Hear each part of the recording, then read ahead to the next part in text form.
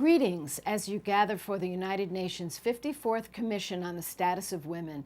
I wish I could be there in person with you today.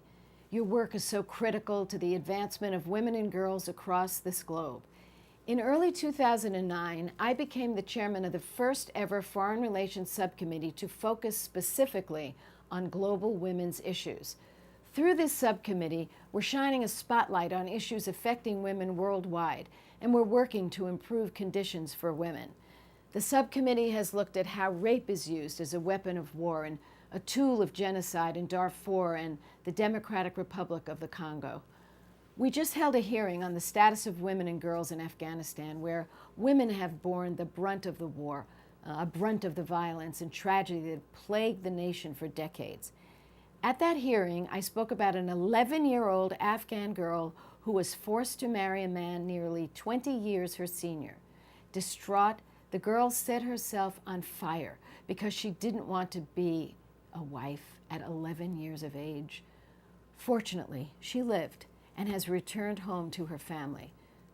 Such stories are far too common in Afghanistan. That is why I joined Foreign Relations Committee Chairman John Kerry to introduce the International Violence Against Women Act. This very important piece of legislation will give the U.S. government the tools to make international violence against women and girls a top diplomatic priority of the United States. I have also used that subcommittee to call for reforms at the United Nations, including the establishment of a special representative of the Secretary General of the United Nations to address rape and other sexual violence against women.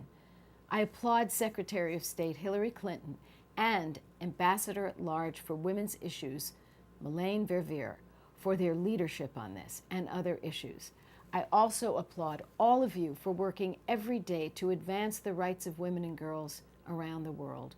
We can't turn our backs on this fight because we know no country can move ahead if half of its population is mistreated or left behind. Thank you again for all that you do.